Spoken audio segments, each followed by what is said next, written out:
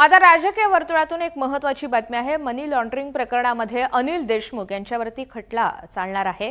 हा खटला चालवण्यासाठी ईडीला राज्यपालांनी मंजुरी दिलेली आहे। कथित खंडणी वसुलीशी संबंधित पीएमएलए प्रकरणामध्ये खटला चालवण्याचा मार्ग आता मोकळा झालाय।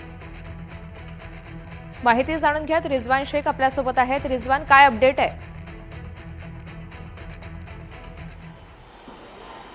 ऋतुजा, आपण जर पाहिलं तर महाविकास आघाडी सरकार असताना ज्यावेळी माजी गृहमंत्री अनिल देशमुख यांच्यावरती दरमहा जे आहे ते 100 कोटी रुपये गोळा करण्याचा आरोप जो आहे तो त्या ठिकाणी ठेवण्यात आला। त्यांच्याबरोबर सचिन वाझे असो किंवा त्यावेळी परमबीर सिंग ज्यावेळी आयुक्त होते त्यावेळी त्यांच्यावरती जो आहे तो विशेषतः अनिल देशमुख यांच्यावरती आरोप ठेवण्यात आला होता आणि त्यावेळी माजी गृहमंत्री या पदावरून त्यांचा पायउतार देखील त्यांना करावा लागला। त्यामुळे ज्या पद्धतीने मनी लॉन्ड्रिंग प्रकरणामध्ये खटला चालवण्यासाठी ईडीने जे आहे ते राज्यपालांकडे पत्र पाठवलं होतं आणि या पत्रावरती आता राज्यपालांनी 21 मेला जे आहे ती मंजुरी दिलेली आहे। आणि ज्या पद्धतीने अनिल देशमुख यांच्यावरती जो आरोप होता की 100 कोटी रुपये जे आहे दरमहा ते मुंबई आणि इतर जे हॉटेल आणि बार यांच्याकडून जे आहे ते वसुली करत होते, असाही ठपका जो आहे तो ईडीच्या माध्यमातून त्यांच्यावरती ठेवण्यात आला होता। आणि त्यामुळे ज्या पद्धतीने राज्यपालांनी याला मंजुरी दिल्यानंतर कुठेतरी पुन्हा एकदा अनिल देशमुख यांच्या अडचणीमध्ये वाढ होण्याची शक्यता जी आहे ती नाकारता येत नाही। ऋतुजा, खरं आहे। धन्यवाद सविस्तर माहितीसाठी।